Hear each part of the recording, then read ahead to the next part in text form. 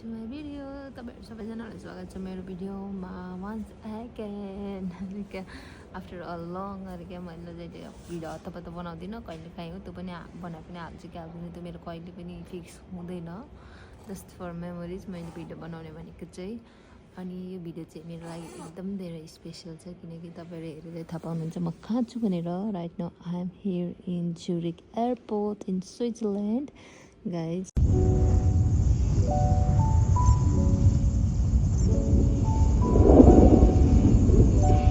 मेरो फ्लाइटको खर्च जुन चाहिँ बिरयानी केक कोला पानी अनि मोबे थियो चिक र मोबे यो चाहिँ मलाई मैले हेरेको थिइनँ तर मलाई एकदम राम्रो लाग्यो यो चाहिँ एकदम दिदीभाइको बन्डको बारेमा देखाएको रहेछ यो भिडियो एडिट गर्दा चाहिँ मलाई मेरो पहिला फर्स्ट टाइम मेरो इन्टरनेसनल फ्लाइटको याद आइरहेछ त्यतिखेर पनि मेरो कतार एयरवेज नै थियो अनि कतारमै ट्रान्जिसन थियो त्यतिखेर चाहिँ एकदम धेरै डराएको म कतार एयरपोर्टमा कति धेरै रुको सायद फर्स्ट फ्लाइट भएर होला केही पनि थाहा थिएन अनि अहिले हेर्छु यो भिडियो आफै एडिट गर्दै हेर्दाखेरि आफूलाई नै कस्तो लागिरहेछ कति धेरै चेन्ज भयो आफ्टर 3 इयर्स है अहिले पनि म नेपाल एक्लै जाँदैछु तर अहिले चाहिँ मेरो पहिलाभन्दा एकदम छुट्टै एक्सपिरियन्स छ अहिले चाहिँ म अलिक कन्फिडेन्ट होइन त्यस्तो डर लागेको छैन पहिला पनि म यही कतारको एयरपोर्टबाटै नेपालबाट उता स्विजरल्यान्ड गएको थिएँ तर यहाँ चाहिँ एकदम धेरै गर्मी रहेछ क्या मलाई त गर्मीवाला फिल भयो स्विजरल्यान्डमा कति धेरै जाडो छ अनि यहाँ आएर त एकदम वात्त गरममा पसेको जस्तो भयो ज्याकेट लगाइरहेको थिएँ मैले यत्रो धेरै यो चाहिँ यहाँको फेमसै होला सायद एयरपोर्टको आई थिङ्क सो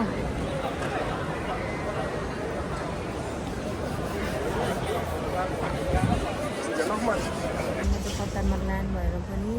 एक राउन्ड हानेर पनि सबै ठाउँमा अहिले यहाँ एक ठाउँमा बसिरहेछु किनकि मेरो फ्लाइट चाहिँ बेलुकाको 1 बजी मात्र हो अनि आज मसँग थुप्रो टाइम छ कि यहाँनिर मेरो 9 घन्टाको छ अनि अहिले चाहिँ मेरो कुन चाहिँ गेट हो त्यो पनि देखाउँदैन अनि एक ठाउँमा थाकेर बसिरहेछु म त guys how beautiful is this view हाम्रो पनि नेपालको इन्टरनेसनल एयरपोर्ट कहिले यस्तो हुन्छ है garden everything is so beautiful है दोहा एयरपोर्ट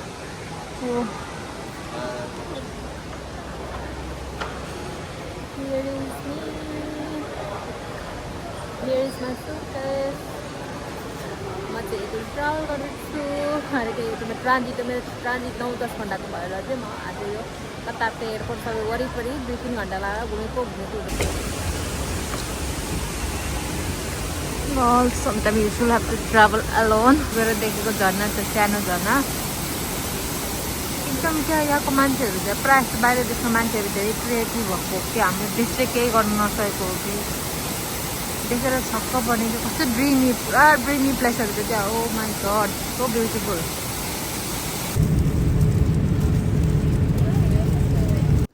गाइस म चाहिँ फाइनली नेपाल ल्यान्ड गरेँ यो मैले भोइस ओभर गर्नुको कारण चाहिँ पछाडि प्लेनहरू कराएर मैले बोलेको आवाज नर्मली केही पनि सुनेको थिएन अहिले मैले मेरो झोला राम्रोसँग पाएँ मलाई लागेको थियो मलाई एकदम धेरै डर लागेको थियो यहाँ पक्रेर मलाई पैसा तिराउँछ भनेर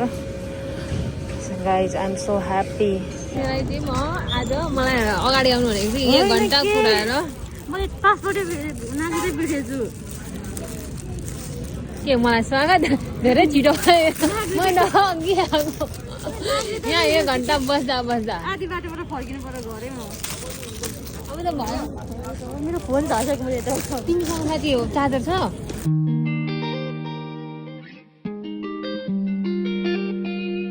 फाइनली विराटनगर ल्यान्ड भएर त्यसपछि टेम्पो लिएर एयरपोर्टबाट हामी चाहिँ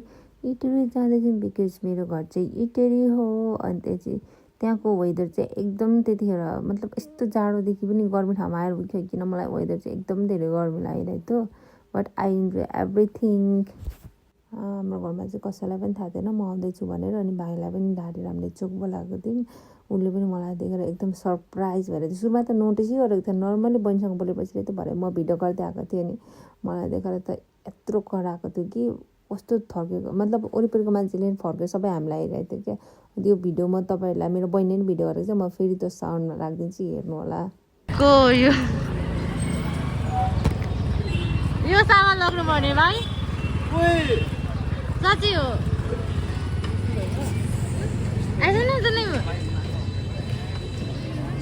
कहाँ राखेको त्यो पार्किङमा राख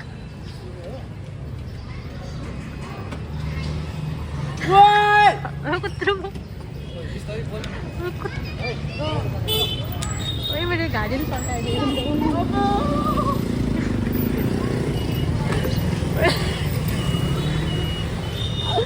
अम्मा लु सरपरे गयो बिहानदेखि रातदेखि के खाँदैन अब हामी खाँदैन लो म क्या हिँडेको काम गर्नु दुखेको ड्युटी हो र फोटो भाइ भाइ मैले कर गरेँ ल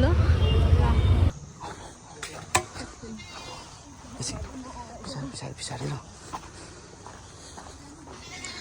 guys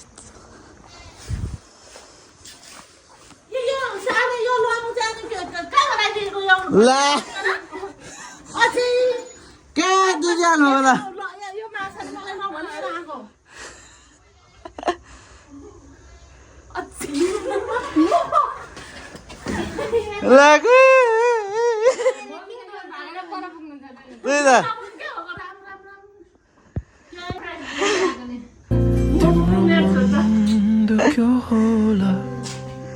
कत्रो म त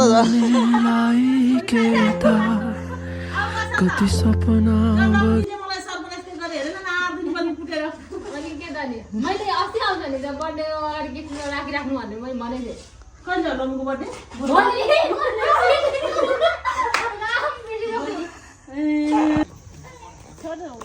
भोलि फेरि ल्याउनुपर्छ गाडी मेरो पेट पोलो म राति खाना खाँदै केही खाएको छुइनँ अघि निमाल चटपटले त्यही खाएको मेरो पेट पोलो यही खाँदैन आज अब मेरो छोरी त ऊ त्यो बसन्त निमालाई ऊ त्यो पर सुर्केस छ लगेज ल्याइसक्यो त्यो सुर्केस अलिक गरौँ छ अनि त्यहाँ चाहिँ त्यो सबै भाँचेको छ भाँचिदिएको छ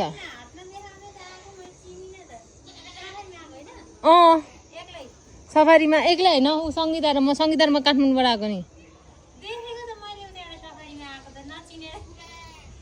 हामीले यहाँबाट परबाट देखिहाल्यौँ तपाईँहरू सबैजना बाहिर त गरौँ होला यहाँ छ सानो सुर्केस मैले मेरो कपडा केही नि ल्याएको छैन अनि कसले ल्याउँछ अनि सामान त सबै अनि धेर भइहाल्यो अनि मेरो कपडाहरू केही छैन जानु होला नि त ज्वाइँ आउने बेला त्यो ज्वाइँ अब नयाँ कपडाहरू यहाँले लाउने किन्ने त्यही त हो घर त पुरै अर्को भएछ यहाँ तेरो आमाले यहाँ लम्बुको बिहा भनेर बनाउनु परेन भर्खर आज बिराम भयो हिजो बिहा खाएर खान्छ गएको थिएँ भिडियो बना न निमालाई नि अहिले भर्खर चोकमा बोलाएको नि त मैले सङ्गीतालाई मात्रै थाहा छ अनि माथि औकाला र रुकाइलाई थाहा छ हो र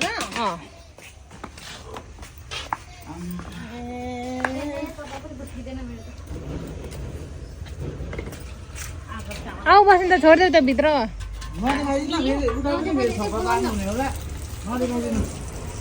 जानुहुन्छ होला त जाने होला नि त होइन कि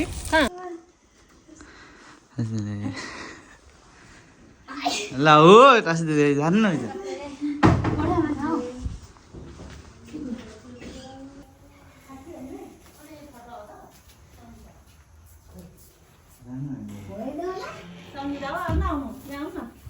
म आएको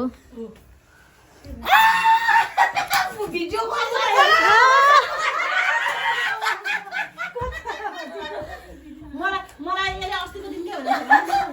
के अरे 2 गतेको मेरो बर्थडे हो बर्थडेको गिफ्ट ठिक पाएर हुन्छ त माघ 17 गते आउनेको मान्छे बर्थडे निमा आएर भित्र आउनु नगएको मलाई एकदमै अभर पर्छ नि लाके चाहिँ बाछा नि भगवान मेरो भित्र आउनु त भरे लमुले चाहिँ लुकाएको रहेछ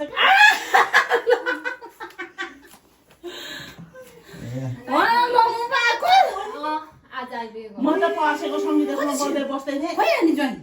अनि म 3 महिनाको लागि आएको नि त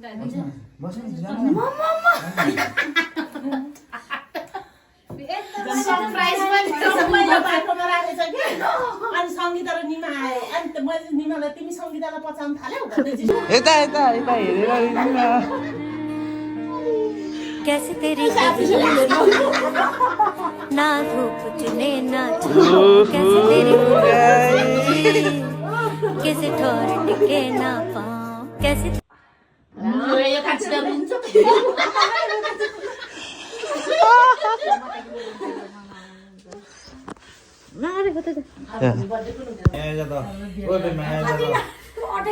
को who is here?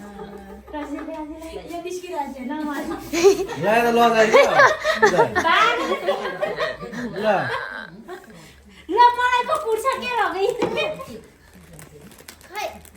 यता यता अझै रस्तेले गरी आइज यहाँ आइज छिटै जानु न अगाडि ल ओए त म जस्तै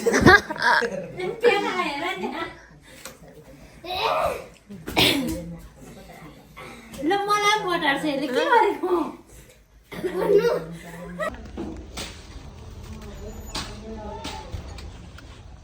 खोइ लाउने ए यहाँ खाना बस न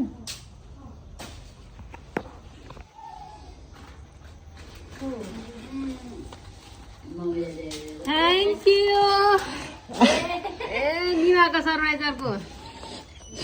thank you so much Guys, here is my first bouquet after coming Nepal. And यो चाहिँ मेरो मलाई भाइले दिएको